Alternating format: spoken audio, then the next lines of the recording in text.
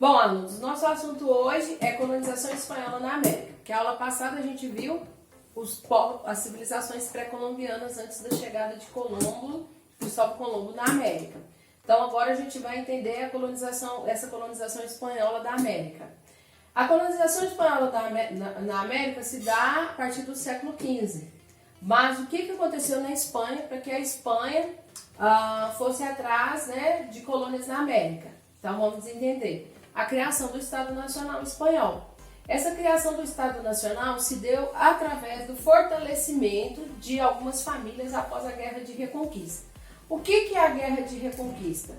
A Guerra de Reconquista é alguns reinos independentes, né, se uniram para defender o território espanhol do quê? Do ataque dos muçulmanos. Então você tem os muçulmanos, eles dominaram a África, aí eles subiram o mar Mediterrâneo e vão dominar o quê?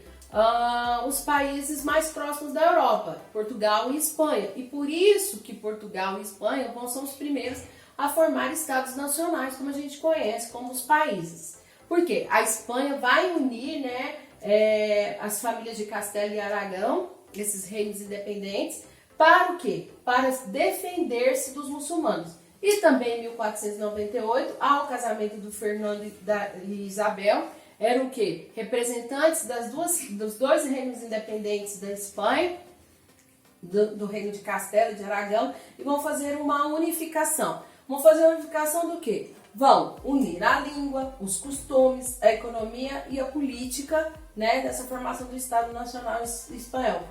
Para ter, ou seja, a Espanha ser o maior império ultramarino que nós temos nessa época da colonização espanhola na América. Então vamos entender essa expansão marítima espanhola para a gente entender a colonização. Ocorreu no período da Guerra de Reconquista, então, ou seja, quando faz essa unificação desses reinos independentes, vão criar um país, aí o que acontece? A Espanha vai partir para essa grande navegação, para essa expansão marítima espanhola. O que eles vão buscar? Em 1492, uma nova rota para as Índias. Por quê? Porque Portugal já havia achado uma nova rota, encontrado uma nova rota, né? Portugal, o que eles fizeram? Eles margearam, né, a África e chegaram até as Índias. A Espanha, que era um país também forte, né, nessa época, o que eles pensaram? Vamos buscar uma nova rota. Então, Cristóvão Colombo chegou para o rei da Espanha, Fernando. O que ele propôs? Vamos dar a volta por detrás do globo terrestre. Por quê? Porque a América não constava no mapa. O que constava no mapa era só águas. Então, Cristóvão Colombo deu essa rota. E aí, o que ele bateu? Bateu de frente com a América. Né? E pensando que aqui eram as Índias, deu o nome dos povos que moravam aqui de índios, certo? Mas aí o que acontece? Ele mandou uma carta, né, para o rei Ferdinando, dizendo que chegou nas Índias. O rei Ferdinando achou muito estranho isso. E aí o que ele fez? O rei Ferdinando chamou Américo Vespúcio, que era um navegador espanhol, que já tinha ido para as Índias, e pediu para ele fazer essa rota e chegar na América. E Américo Vespúcio, então, determinou, sim, são novas terras, certo? E por isso que o rei da Espanha deu o nome dessas terras de América, em homenagem a Américo Vespúcio. O que acontece? Essa expansão marítima espanhola tinha o objetivo do quê? A expansão da fé cristã e a busca de minerais. Por quê? Porque a base desse Estado Nacional da Espanha era o metalismo, cunhar moedas. Quanto mais moedas, mais o país era rico. Então, moedas de quê? De ouro e prata, tá? O que eles fazem? Fazem um tratado de Tordesilhas em 7 de julho de 1494, onde que Portugal e Espanha vão dividir as terras do globo terrestre, certo? Porque se encontra a América, aí Portugal também quer um pedaço da América, Portugal quer manter o comércio com as Índias. Aí o que acontece? O Papa, para não chegar num conflito, numa guerra, vai sentar com esses dois reis de Portugal e Espanha e vão fazer um tratado, vão dividir o globo terrestre em meio ou seja, as terras que estão mais a oeste ficou para quem? Para a Espanha. E as terras que estavam mais para a leste ficou para Portugal. E por isso a Espanha vai ficar com o quê? Com a maior parte da América.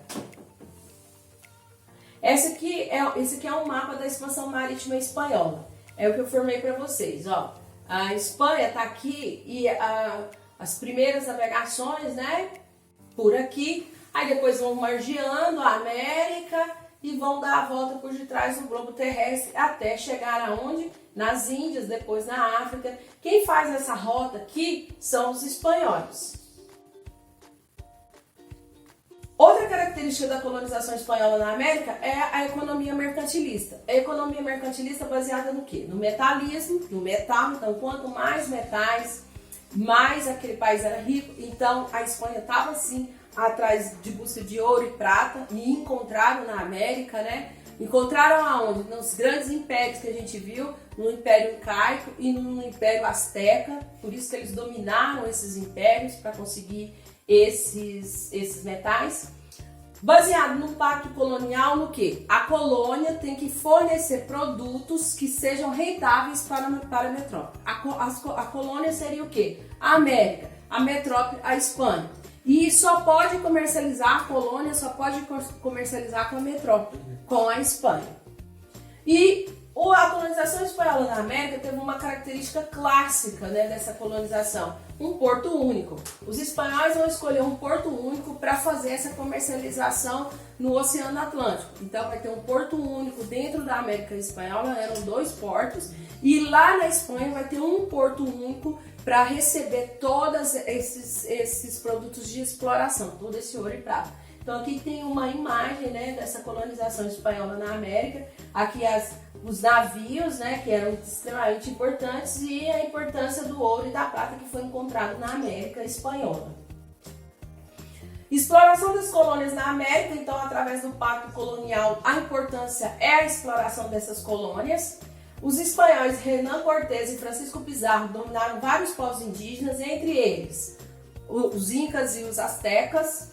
Abastecimento das necessidades da metrópole, envio dos adelantados. Os adelantados eram espanhóis que eram mandados pela Espanha para a América para dominar os povos indígenas, tá? Como que era a administração da colônia, das colônias na América? A administração dessa colônia, você tinha as audiências e os vice-reinados, então, ou seja, as terras foram divididas em vice-reinados e dentro desses vice-reinados tinha as audiências. Seria tipo assim, um governador. E as cidades eram administradas pelos cabildos. Os cabildos seriam os prefeitos. Na metrópole há uma casa de contratação real e um Supremo Conselho, como existia também nas colônias, certo? Para tratar de todos os assuntos sobre a colonização da América. Então, por exemplo, tinha algum caso que vinha lá do vice-reinado do Peru. Então ia para onde? Ia para a casa de contratação real ou no Supremo Conselho, lá na Espanha, para resolver essa questão. A mão de obra. A mão de obra adotada na colonização espanhola na América foi o quê? A mita e a encomenda. Você tem 2 formas de mão de obra, diferente da colonização portuguesa que a gente vai ver aí para frente. Aqui está a América Espanhola na administração. Então, aqui, ó, vice-reinado da Nova Espanha, vice-reinado de Nova Granada, Capitania Geral da Venezuela, vice-reinado do Rio do Prata, Capitania Geral do Chile, vice-reino do Peru. Então, eles dividiram as terras da América Espanhola dessa forma, diferentemente da América Portuguesa, que dividiu em capitanias hereditárias, que a gente vai ver aí pra frente. E dentro desses vice-reinados você tem o quê? As audiências, que seriam a representação, por exemplo, do governador, e você tinha as cidades governadas pelos cabildos, que seriam os prefeitos dessas cidades. E tudo isso daqui gerando o quê? Riquezas para a metrópole, para a Espanha.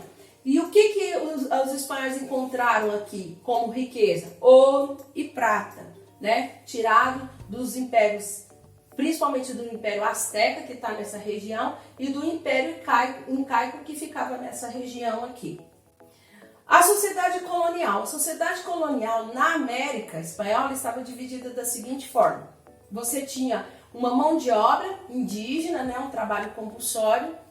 Você tinha um trabalho na região continental, os indígenas e os negros escravos nas ilhas. Então, como que era a mão de obra na sociedade colonial? Você tinha duas formas.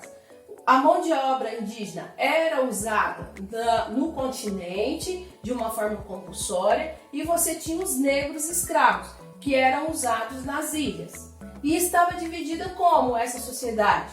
A hierarquia social nas colônias espanholas é o princípio da pureza sanguínea. Então, os chapetones, os crioulos, as castas, os indígenas e os negros. Quem eram os chapetones? Os espanhóis que vinham da Espanha. Os crioulos, aquelas pessoas ricas que nasceram na América, descendentes dos espanhóis. Você tem as castas, que seriam o quê? As castas seriam o povo pobre, a plebe. E você tem os indígenas e os negros, que eram os trabalhadores. Todos de forma, os indígenas de trabalho compulsório, mas sendo escravo, e os negros também escravos. E essa sociedade vai estar dividida assim, ó.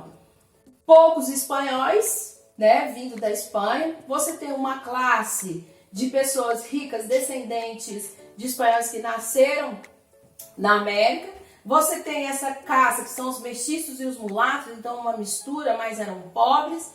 Aí você tem, a maioria do trabalho era dos indígenas mesmo, e o trabalho escravo nas ilhas. Por exemplo, um exemplo de trabalho escravo negros nas ilhas das Antilhas.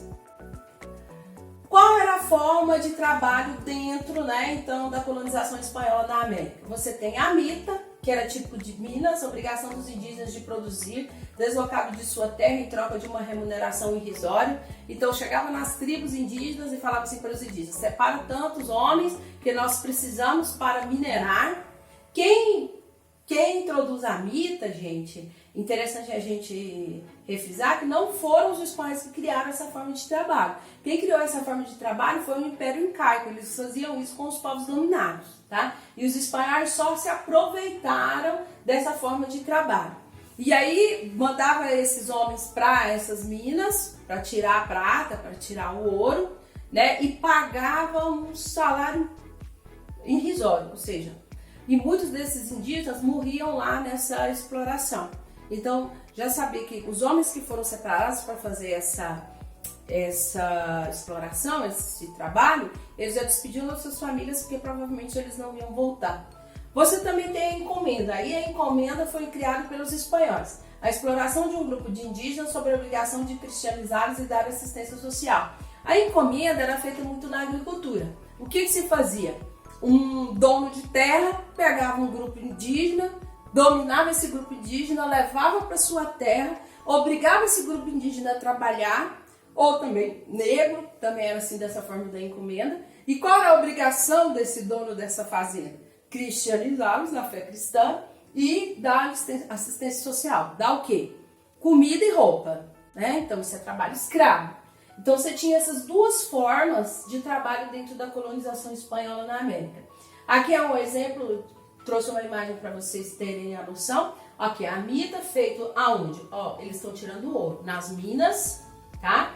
E a encomenda era usada muito na agricultura. Então aqui, ó, o dono da fazenda, né, o encarregado, ensinando os indígenas, cuidando dos indígenas, dando o quê? Assistência social e cristianizando, e eles eram obrigados a trabalhar nessa agricultura. Assim encerramos a nossa aula. Alguns avisos importantes. Fazer uma pesquisa sobre Renan Cortez e Francisco Pizarro e escrever um texto no caderno sobre eles. E no livro adotado, página 698. Não esqueça de deixar seu comentário para constar como chamada. Qualquer dúvida, estarei no grupo do WhatsApp, é só me perguntar. Também pode me perguntar no Instagram, @RodriguesFerreira Dias, que na medida do possível eu retornarei. Até mais!